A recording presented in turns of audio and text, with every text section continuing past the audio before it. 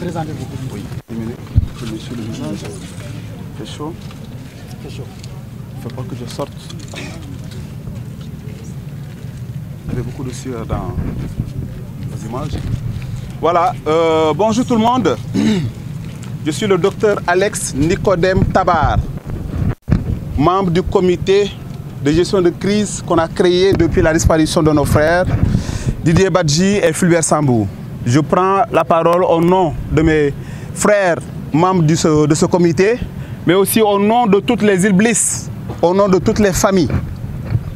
Je veux commencer d'abord par remercier Amnesty International qui, depuis le premier jour, s'est mis à côté de nous pour nous aider à lutter pour que la lumière et toute la lumière soit faite sur la disparition de nos frères.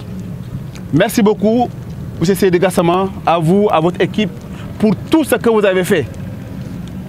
Même cette marche, c'est vous qui l'avez organisée, si je peux dire ainsi. Nous vous remercions pour votre soutien et votre présence à nos côtés. Et à travers vous, toutes les organisations des droits de l'homme qui luttent tous les jours pour que pareille situation ne se reproduise au Sénégal. Alors, le 18 novembre 2022, nous apprenions la disparition de nos frères, Didier Badji et Fulbert Sambou. Vous pouvez certainement imaginer la douleur, mais vous ne pouvez pas la sentir comme nous qui sommes proches d'eux. Le mercredi, Fulbert et Didier et moi, on était ensemble parce que nous enterrions un de nos oncles. On discutait comme d'habitude. À la fin de la discussion, il me dit, écoute, je vais aller voir mon grand Didier, on va rentrer ensemble. Je lui dis, ça fait l'occasion, je vais en profiter pour aller connaître là où habite ma petite soeur parce qu'elle vient de déménager. Mais écoute, on s'appelle et on se donne un programme qu'on devait concocter tous les deux comme d'habitude. Le samedi, à ma grande surprise, un ami à moi, un frère qui est à Ziguinchor, m'appelle pour me dire, est-ce que tu as appris la nouvelle? Je lui dis, mais quelle nouvelle? Il m'a dit, tu n'es pas au courant? J'ai dit non. Il m'a dit, ah, c'est pas encore officiel, mais il semble que la femme de notre frère Fulbert Sambou ne parvient pas à le joindre. Je dis, attends, comment ça? Fulbert est un grand militaire comme lui? Non. Bon, attendons de voir. Le soir, il me rappelle, il me dit, ah, apparemment c'est sérieux, hein, parce que personne ne peut le joindre. C'est ainsi que j'apprends la nouvelle, 2 jours après, qu'effectivement Fulbert a disparu. Dans quelles conditions, on ne sait pas. Les Iblis, comme un seul homme, se mettent debout pour dire il faut que nous nous battions pour que la lumière soit faite et que justice soit faite. C'est pourquoi nous ne parlons pas de réconciliation, nous. Nous, on parle de justice et de vérité d'abord. Justice et vérité d'abord avant réconciliation. Tant qu'il n'y a pas justice et vérité, nous refusons la réconciliation. Oui. Des fils aussi valeureux que Didier et Fulbert, qui sont des piliers pour notre village, nos îles, ont disparu. Dans quelles conditions, on ne sait pas. C'est pourquoi tant que la lumière ne sera pas faite, nous nous battrons jusqu'au bout. On n'arrêtera pas. Et tant qu'on peut compter sur la population du Sénégal, parce que comme l'a dit M. Gassama, ce n'est pas que les Iblis qui sont meurtris, c'est toute la population sénégalaise qui est meurtrie. On ne peut pas confier Didier Badji, Fulbert Sambou à l'armée et à la gendarmerie pendant 24 ans, qu'ils disparaissent et que personne ne dise ils ont disparu. Personne. Qu'est-ce que cela veut dire? Et se permettre de sortir un communiqué laconique pour nous faire croire que nos frères ont disparu en mer. C'est faux, c'est faux et c'est faux. Nous, Djolay, habitants des îles, quand quelqu'un meurt en mer, on le sait. On sait qu'il est mort en mer. Et s'il paraît, on peut le retrouver. Donc nous attendons que la justice, que le gouvernement du Sénégal, qui porte beaucoup d'espoir, revienne et nous dire voilà ce qui s'est réellement passé. Seydi Gassama l'a dit, on a appris dans la presse qu'il y a une ébauche de vérité. Mais pour nous, c'est largement insuffisant. On ne peut pas tout parler ici aujourd'hui parce que nous allons vous convier à une conférence de presse le mardi prochain, après-demain, le 18, au siège d'Amnesty International. Et là, on posera les questions qu'on voudrait que le gouvernement et la justice répondent. Vous ne pouvez pas imaginer la douleur, la souffrance que nous, ses frères, nous, ses parents, les enfants, vivent tous les jours. On n'a pas vu l'État. On n'a vu personne. Et on nous parle de réconciliation. Non, non et non. On ne veut pas de réconciliation sans vérité, sans justice. Nous remercions la presse. Vous avez toujours été là. Dès la première conférence de presse qu'on a tenue au relais, vous étiez là. Et vous avez beaucoup contribué pour que tout le Sénégal sache que les îles Bliss sont debout et ils vont se battre. Nous vous remercions à chaque fois que vous nous aidez à lutter pour que la vérité jaillisse. Que vos patrons vous donnent les moyens pour qu'à chaque fois qu'on a besoin de vous, que vous soyez là pour relayer notre souffrance, notre douleur. Nous vous remercions tous tant que vous êtes. Et je rappelle que ce n'est pas le combat de la Casamance, ce n'est pas le combat des îles Bliss, c'est le combat de tout le peuple sénégalais. C'est le combat du monde entier. Partout où je voyage à l'étranger, la question, quelles sont les nouvelles pour vos frères disparus? C'est pour vous montrer que même à l'étranger, les gens sont intéressés par ce qui s'est passé. Et on ne baissera pas les bras tant que justice ne sera pas faite. Merci. Donc je vous remercie. Je remercie tous ceux qui sont venus aujourd'hui, vous qui avez bravé la chaleur, vous qui êtes là, qui transpirez, pour montrer à tout le monde que la bataille doit continuer, on va la faire. Ce n'est pas où on va arrêter. On va continuer à nous battre, ensemble, la main dans la main. On tombera peut-être, mais on se lèvera toujours. Jusqu'à ce que justice soit faite. Je vous remercie. Merci.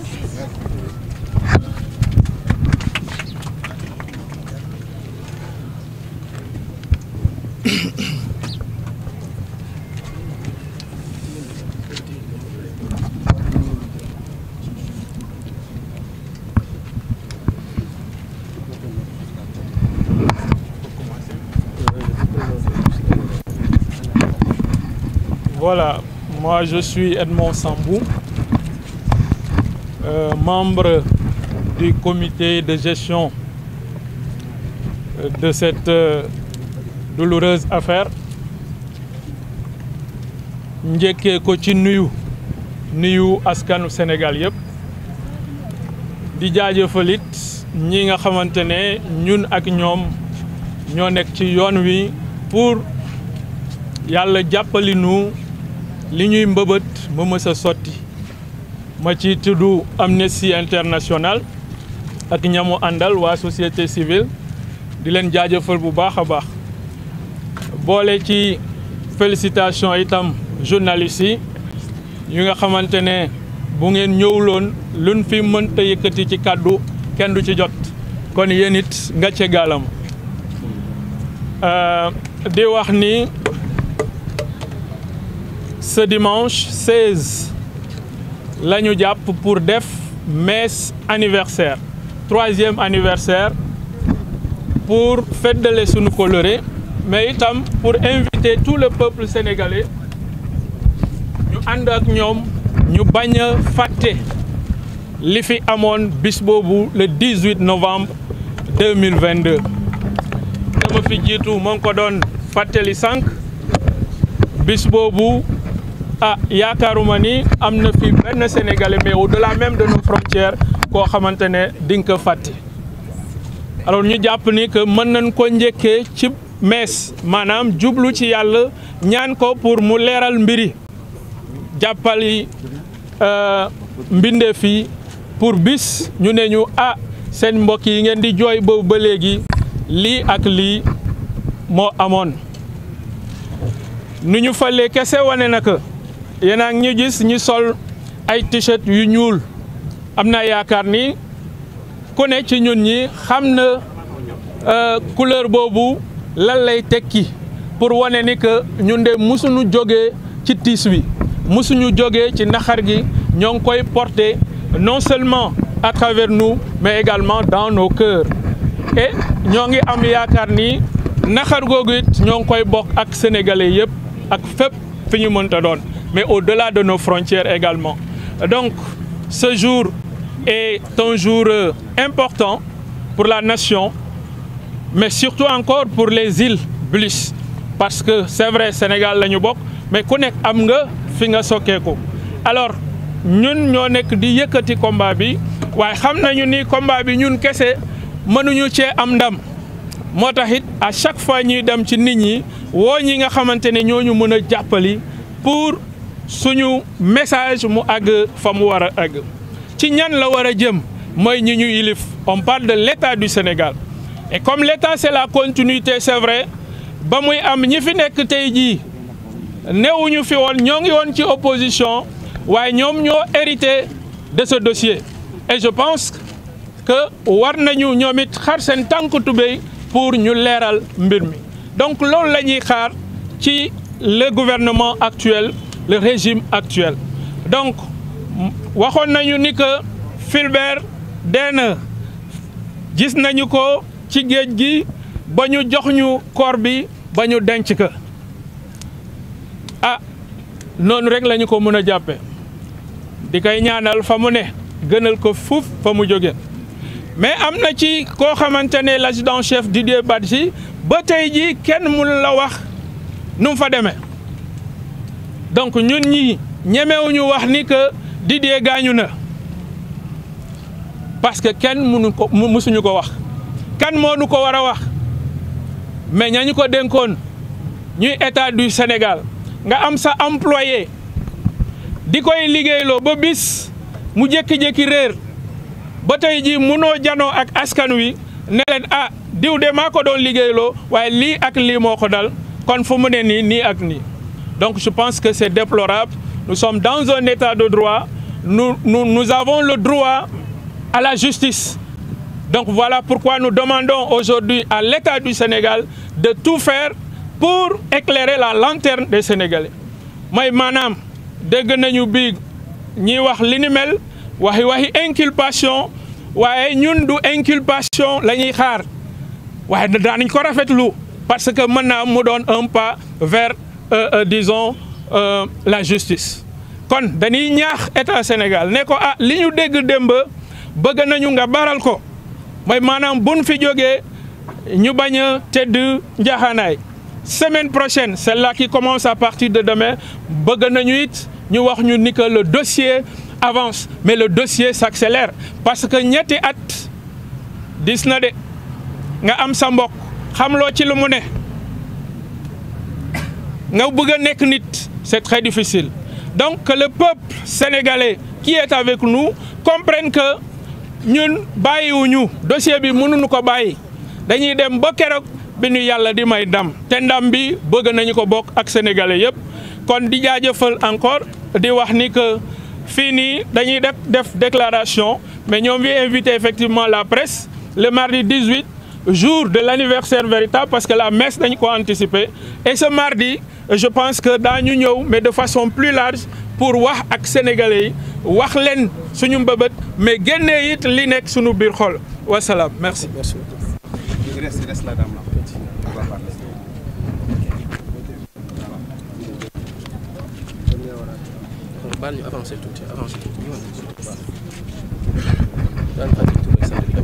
asalaamaaleykum mbokk yi maa ngi leen di nuyoo yéen ñëpp di leen di ziare di leen di baalu àq man nag Aminata laa tudd Aminata Diouf di sëru Daba Diouf muy jabaru Didier Badji ñu bokk ndey ak baay moo tax ba je me suis permise waa Iblis Casa ñu may ma fi un temps de parole pour ma mën a wax au nom de la famille ma di leen ciy remercier depuis affaire bi mu amee ba tey toogu leen Daba da ko mës a wax nee na moo ngi leen di gërëm di leen di sant à la presse aussi mënuma leen fàtte parce que vous êtes le seul moyen que nous avons de communication pour que li ñuy wax askan bi yëpp mën cee jot ma di leen ciy gërëm aussi di leen di sant aux organisations qui sont là que ça soit Amnesty mon voisin Clédor que j'ai vu de l'autre côté yéen ñëpp ñi teew ñi teewul ñi ñu lim ñi ñu jot a fàtte ñu yéen ñëpp ñu ngi leen di gërëm di leen di sant su ma weesoo loolu nag le cas Didier amatuma lu ma ci wax mënatuma ci wax lu ëpp li ngeen ci wax ba pare ku nekk am na loo dund ak Didier cependant c'est un problème qui est là et une demande sociale parce que Sénégalais yëpp affaire bi nekkul une question de race nekkul une question d'ethnie déedéet pas d'appartenance ethnique du affaire joolaa kese parce que ni mu laale joolaa yi noonu la laale séeréer yi ñun ñii ci lañ bokk parce que dañoo jaxasoo nekkoon benn donc soo laalee kii di nga laali keneen ka suñu bos nag métti ba bëgg a dee parce que li yàlla di def sax Daba da cee mujjee décédé. On parle de décès pour Daba mais man je ne parle pas de décédé je parlerai d'assassinat ñi rey Didier ak Fulbert ñoo rey Daba su ngeen jàppee ñooñu jàpp ñi rey Daba ah oui Daba quel a été son tort être la femme de Didier et en parler Daba jooy na ko yuuxu na ko partout et avant de parler je précise que elle est restée 9 mois kenn déggu ko ci suuf nag moo ngi doon bind Moussa Fall na taxaw wax ñaata yoon la ko Daba interpellé en tant qu'épouse de Didier Badji elle a écrit du benn yoon du ñaari yoon di koy interpellé comment un problème aussi sérieux que la disparition de ces vaillants soldats seeni famille sa jabar personne kenn informé wu la yow tu t'informes à travers la presse les réseaux sociaux luñ ci dégg moom lu mu ci dégg foofu la ko déggee amul ku ko interpellé wax ko dara mais loolu lan lay nirool un manque d'humanisme avant muy génn bay wax ba li ci xew yëpp jot cee am Daba bu mu génnee wax keroog la ñàkk jàmm ba keroog ba muy décédé elle s'est battue pour que nit ñi pour xam li xew parce que comme elle disait le droit à l'information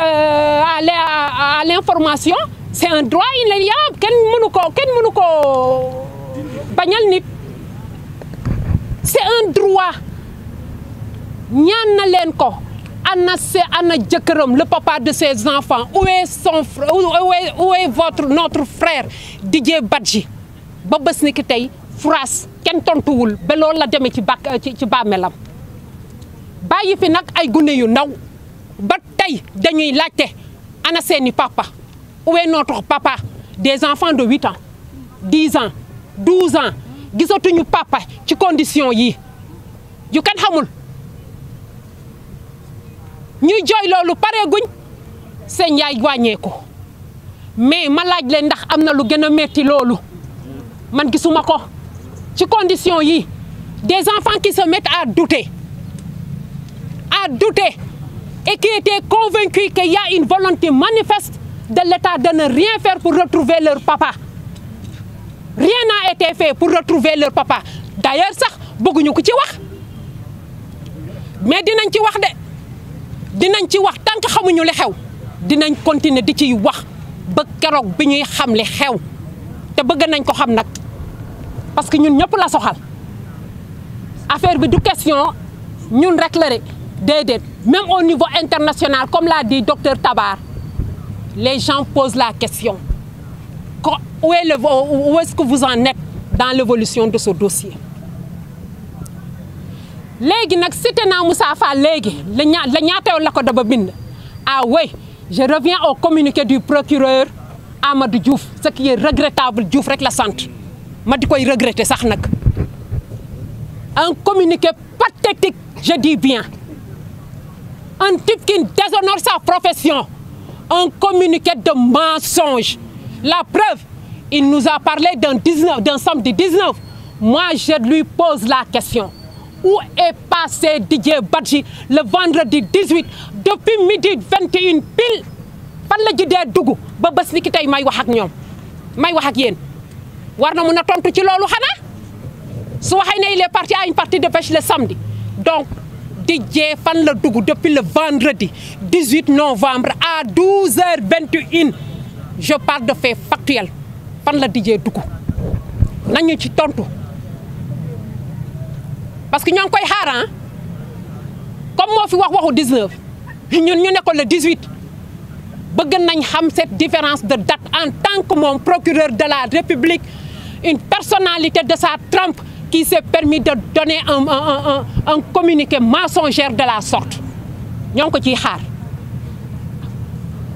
su weesoo loolu aux autorités, aux nouvelles autorités qui sont là, je dirais plutôt waa état bi ñoo ngi leen di xaar ñu am ci yéen yaakaar nag te yàlla bu yaakaar tas parce que yaakaar nag dafa fort.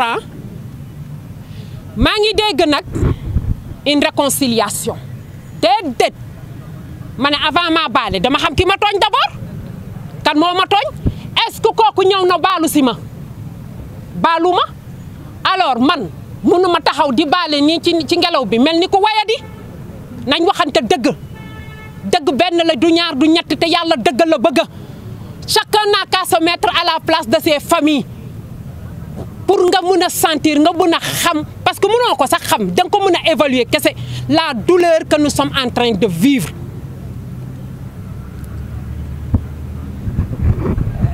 En dehors de ça dégg nañ fi benn communiqué l'honorable Guy Marius Sagna ngeen baal ma bëgguma woon sori bëgguma woon yàgg mais mënul ñàkk parce que dañoo dégg dañoo gis dans la presse en ligne comme quoi que ces questions ont été répondues. Certaines questions ont été répondues. La famille a été contactée. Je suis désolée, ce n'est pas cette famille.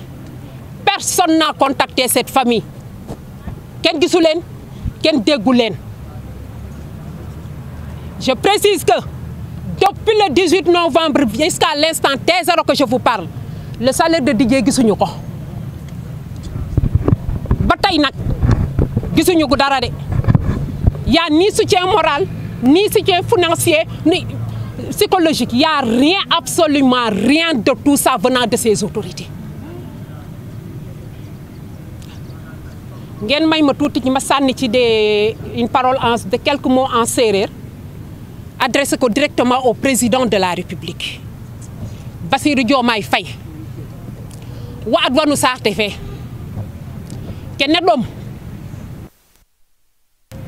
ɓasil jolawa nda yit toog séeréer wa yaamo te o séeréer a ref a reɗanga meen a wa xooxum malheureusement roga fiyane moƴna ga i ngeɗanga dossier lene bata refa dossier la na nil ka ga i mbugo geeno xinne o geenota a dossier ke fop parce que kene ka soxala Sénégal oxu refna o ɓiy no séeréer ta ref o ɓiy no ƴoola ta ref o sénégalais même oxa refeerna sénégalais fop a mbuga an ke xewna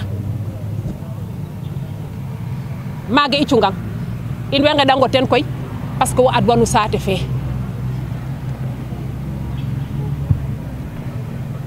ceci étant dit maa ngi leen di gërëm di leen baalu àq nag parce que bëgguma woon sori bëgguma woon yàgg mais daa am loo xamante ne danga ci bokk ak luñ la boole bii boole wuñ ma ci dama cee bokk te mënuma woon ñàkk a wax te dama waxe xol su nekkee ne aussi xaw naa cee xaabaabal tuuti ngeen baal ma àq ngeen xam ne affaire bi fi mu toll ci man la dafa métti bay nàcc wasalaam. Merci à tout le monde.